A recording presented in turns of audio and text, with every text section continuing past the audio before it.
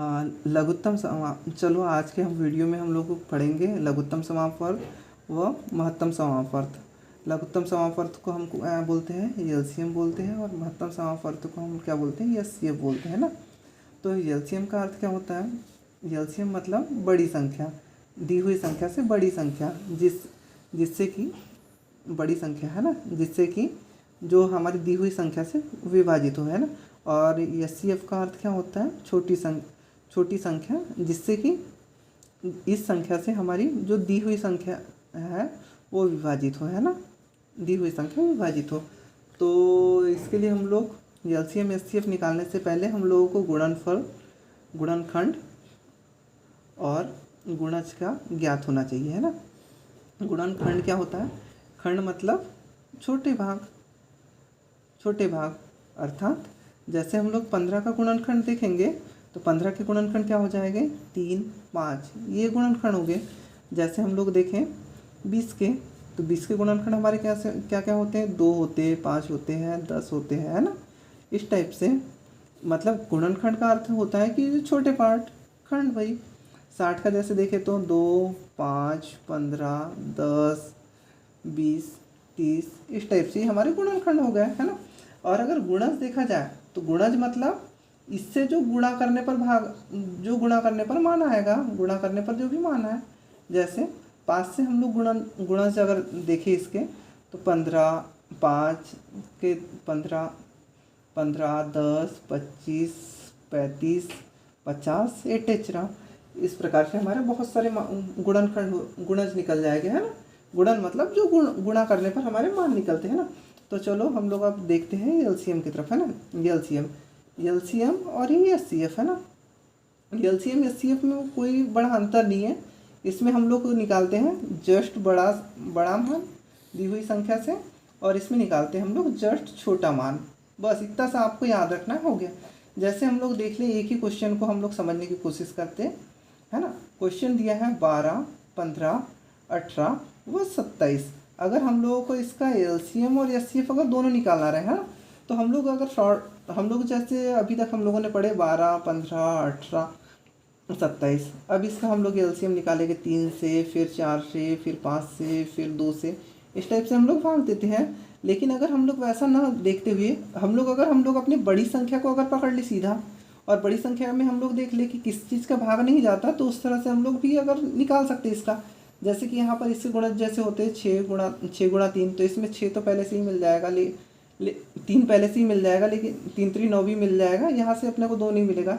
इसमें देखें तो इसमें तो पहले से ही 2 मिल गया, तो इसको क्या लिख सकते हैं? इसको 4 गुणा 3, तो यहाँ का 3 तो मिल जाएगा, यहाँ का 4 ले लेंगे, और यहाँ का 5 से 15 होता है, तो यहाँ का तो 3 मिल जाएगा, तो यहाँ का 5 ले लेंगे।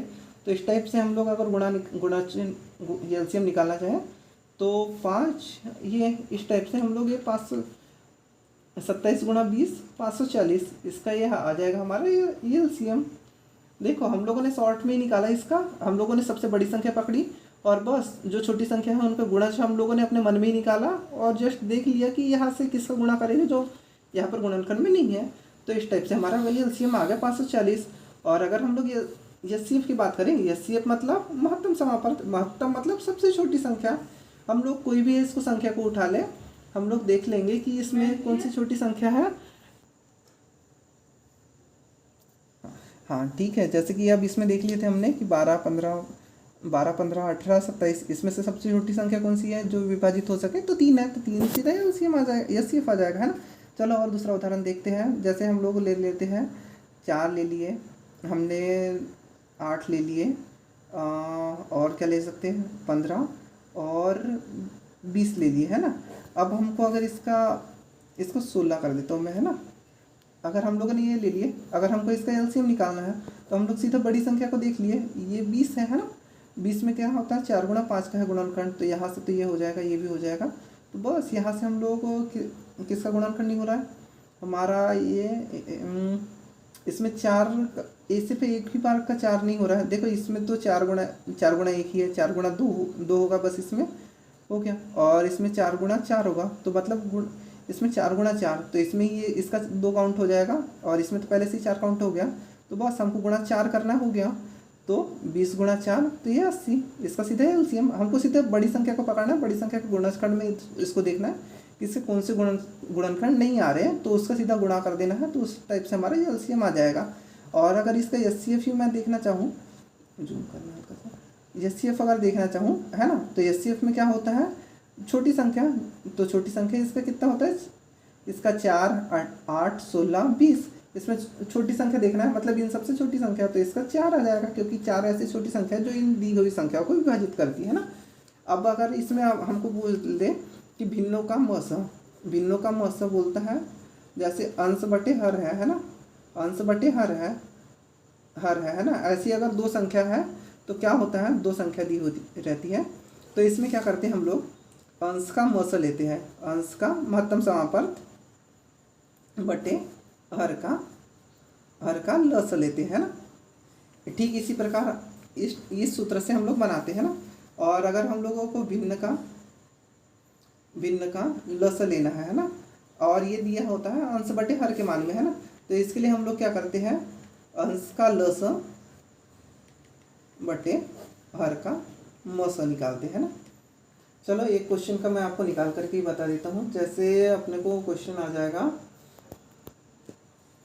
क्वेश्चन क्या रह सकता है अपना, जैसे 11 बटे 14 व 55 बटे 42, इसका हम लोगों को अगर बोल दें मस निकालो, तो मस निकालना है इसका, है ना, तो ये 11 और 55 है ना, तो ये अंश है इसके, तो अंश का मस, तो अंश का मस कितना निकलेगा, महत्तम समापर्त 11 और 55 का 11 है, और इसका जो हमारा हर है, तो हर का हम लोगों को क्या लेना पड़ेगा, लस लेना पड़ेगा, मतलब लघुत्तम समापर्त, तो 14 और 42 का कितना होता है, 42। तो ठीक ये इसी प्रकार से हमारा ये लस मस महत्तम समापर्त आ जाएगा। और अगर इसी का हम लोगों को बोल दे कि लघुत्तम समापर्त, तो 11 और 55, तो 11 और 55 हम लोग क्या बोलते हैं कि अंश का लस बटे हर का मस, है ना। तो इसके लिए हम लोग क्या निकालेंगे, 11 और 55 का लस कितना होता है, लघुत्तम समापर्त, मतलब बड़ी संख्या 11 और 55 में दोनों तो देखो 5 से डिवाइड है, और हम लोग बड़ा वाला चूज कर लेते हैं, तो 11 गुना 5, तो इसमें 11 काउंट हो जाता है, तो इसका अंश का लस 55, और ये 14 गुना 42, 14 और 42, तो इसका 42 तो हम लोग उठाएं, 14 गुना 3 ये काउंट हो गया।